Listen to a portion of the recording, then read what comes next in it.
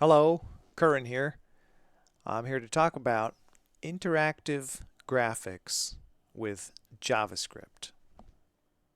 We'll discuss SVG, D3 selections, appending elements, setting attributes, mouse events, CSS, Chrome DevTools, measuring the window, the browser when it loads, and a bit of a discussion of local development with Vite versus VizHub.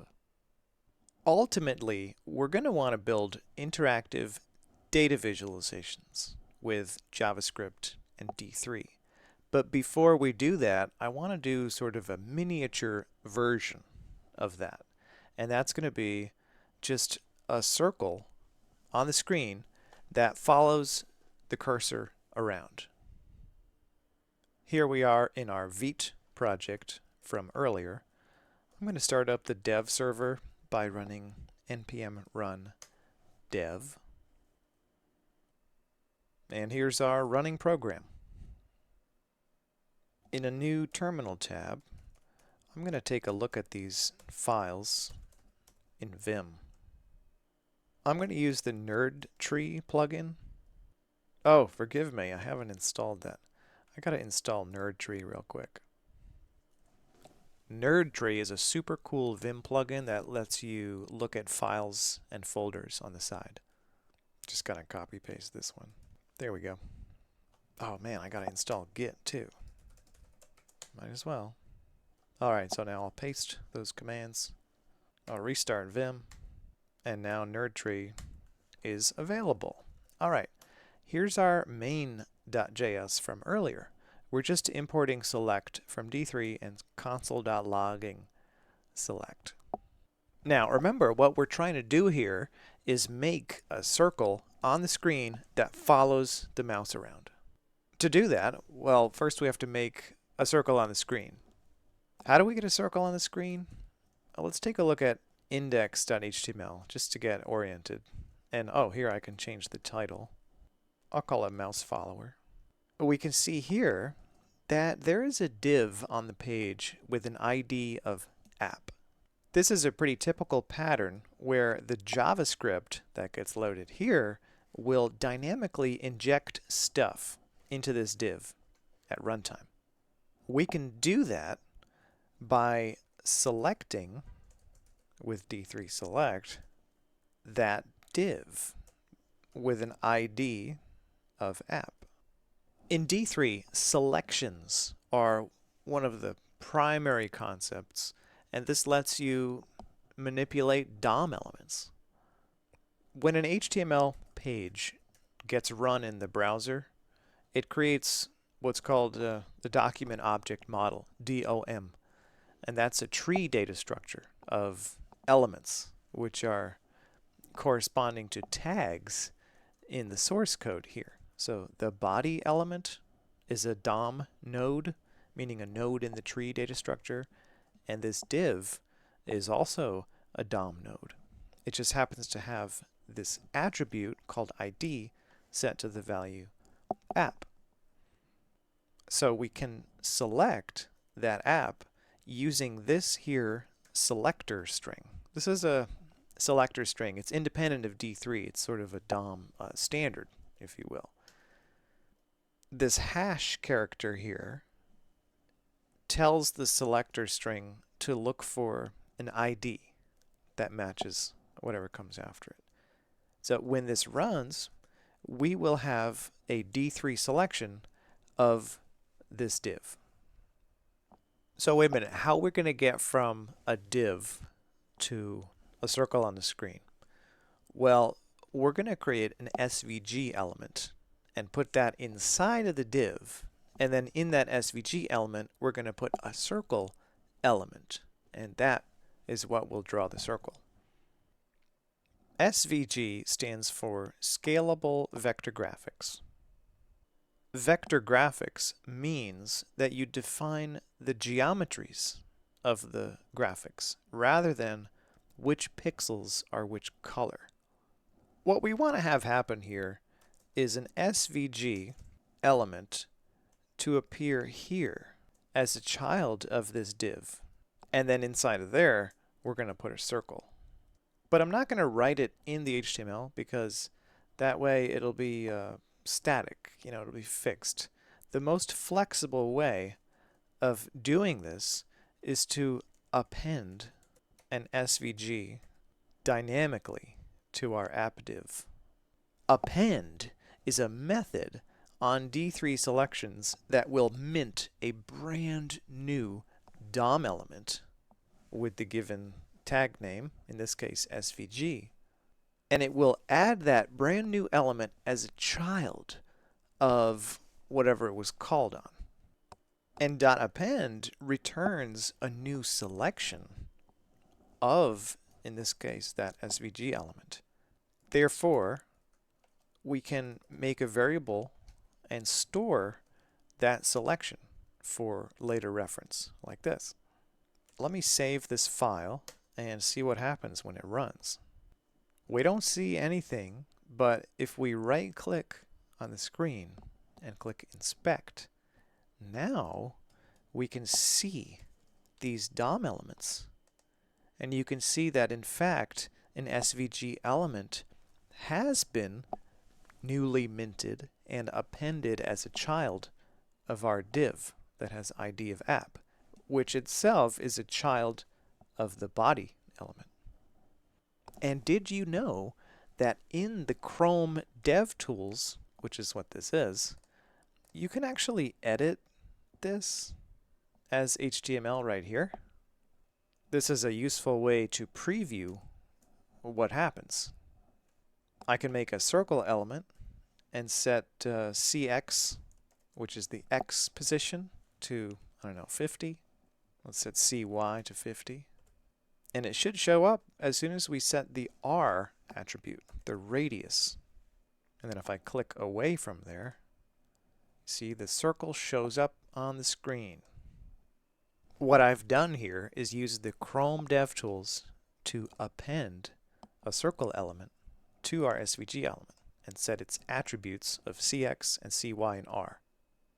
As soon as that happened, the SVG rendering engine took over and re-rendered the screen.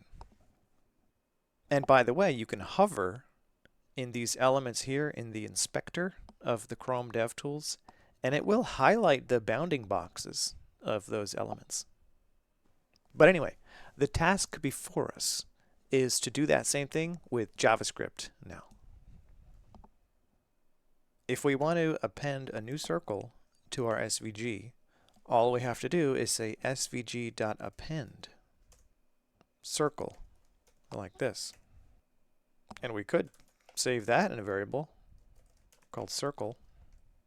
Let's see what happens if we run this.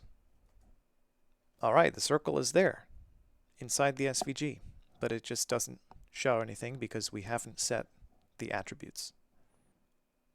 We can use the attr method on D3 selections to set the attribute of CX to a value of 50. And we can do the same for CY and also the same for R.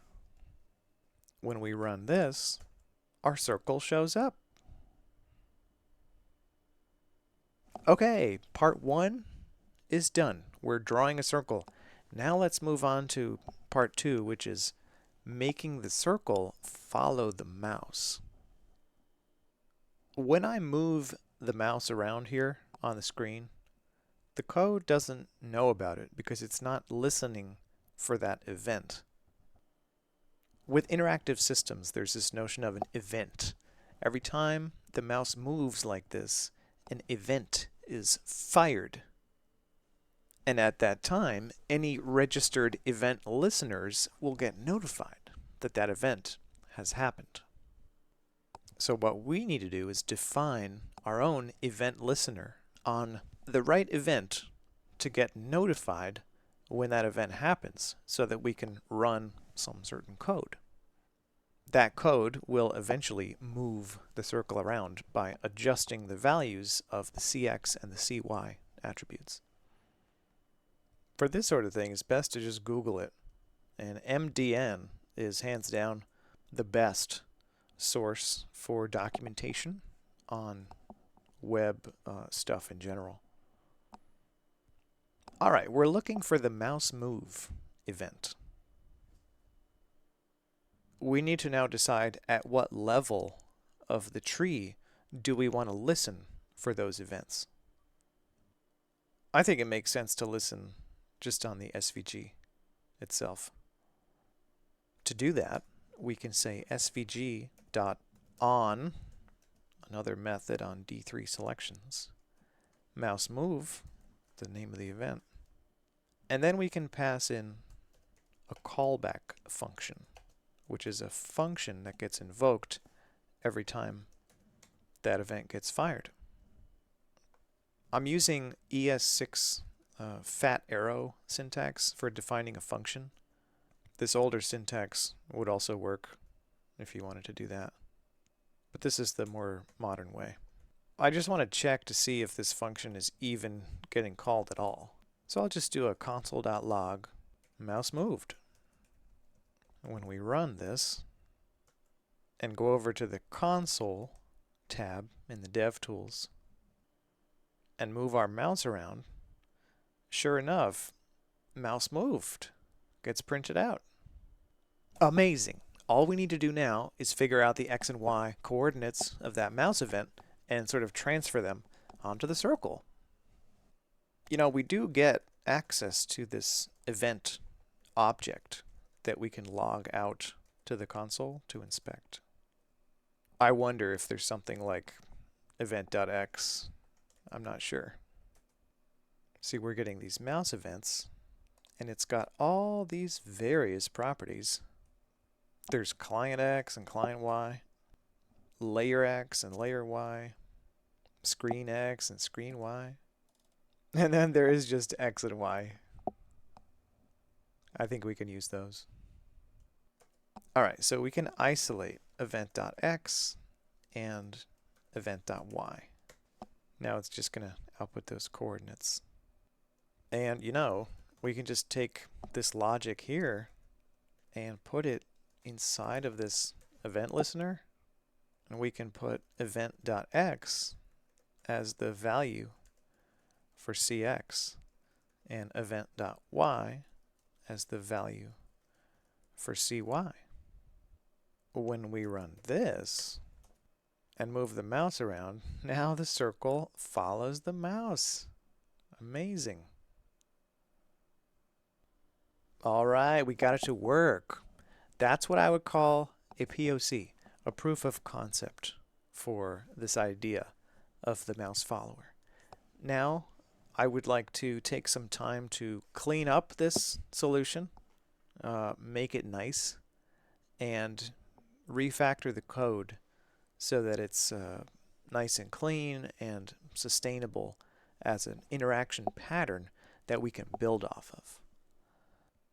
One thing I notice is that the circle sort of gets cut off in the upper left, and that's because of the default margin that we have in HTML. We can use the DevTools to preview various solutions for this. Notice that on the body element, there's a default margin of 8 pixels.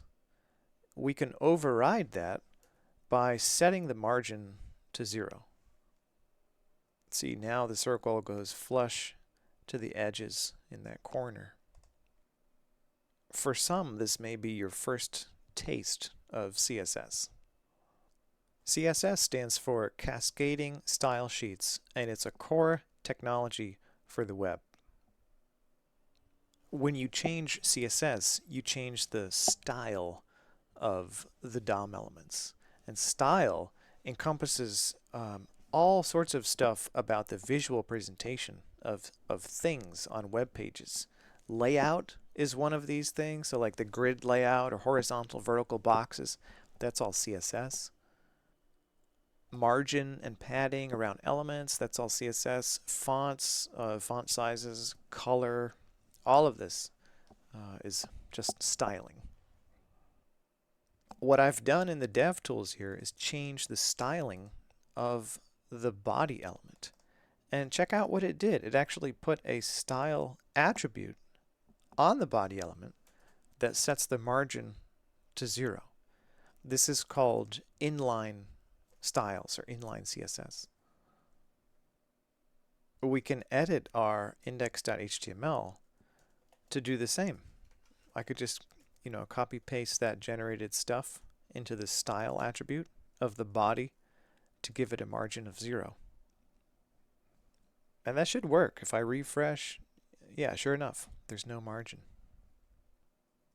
Another way to do this would be to introduce a style tag here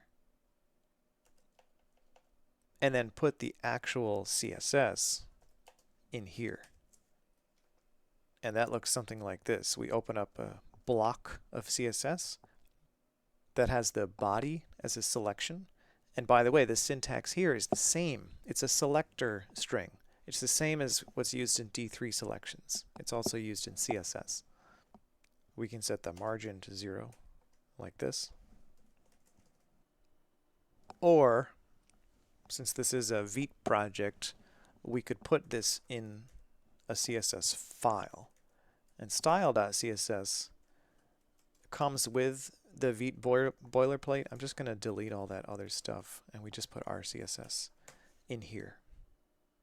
And in order for this to load, we have to import style.css. This tells Vite to include that CSS file. And we don't need that style tag anymore. All right, that solves that problem. Now there's another problem that it sort of gets cut off on the lower right corner.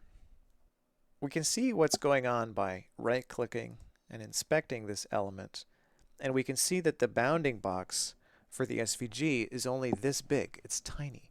It's 300 by 150, which are the default dimensions for SVG. If you don't want to use the default dimensions, you have to set the width and height attributes. Let's say if we set them both to 500, now we can go 500 pixels to the right and 500 pixels down. But what we really want is to be able to go all the way across the screen. Luckily, we can access window.innerWidth and window.innerHeight.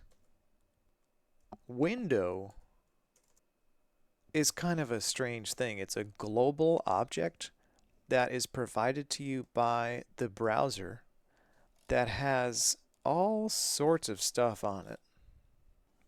I'm sure it's all documented in MDN. We can set the SVG attribute of width to be window.innerWidth, and we can set height to be window.innerHeight, like this.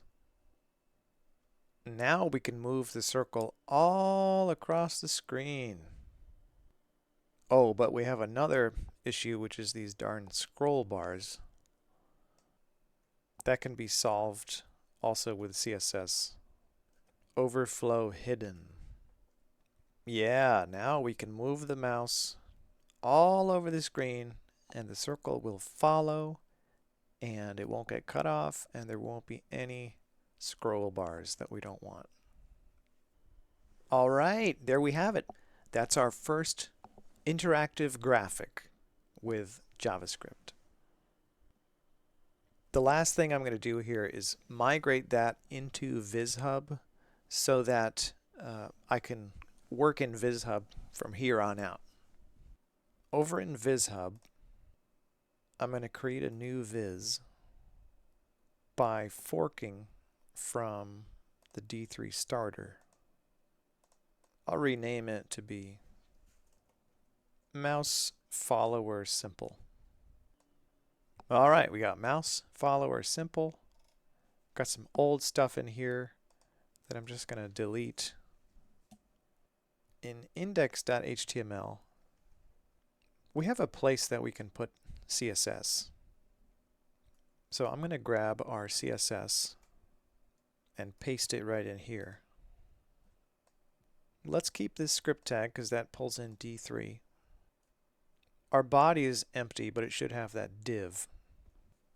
So I'll just grab that div code and put it in here.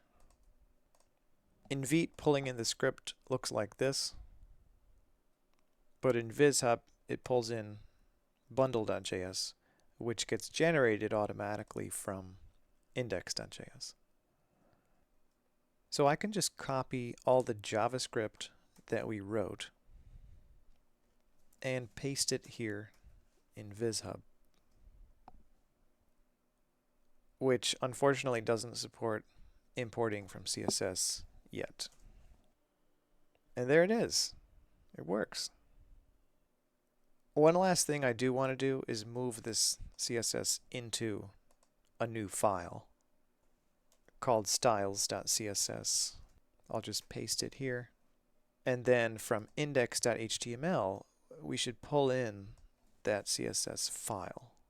And you know, I can never remember the syntax. This is the kind of thing you can Google. There it is. Yeah, it's something like this. Link rel equals style sheet, href equals styles.css. Alright, that seems to work. I'll just add a bit of a description. A circle that follows the mouse. This is readme.md, a markdown file, and if you put stuff there, it shows up over here. Alright, that's how you can port programs into VizHub. I'm doing this so that it's all in one place and I can send a link to this piece, and then you, for your assignments or projects, can fork this as a starter and then modify it, and then submit the link to your modified thing as the submission for your assignments. Alright, we got a mouse follower. Hooray!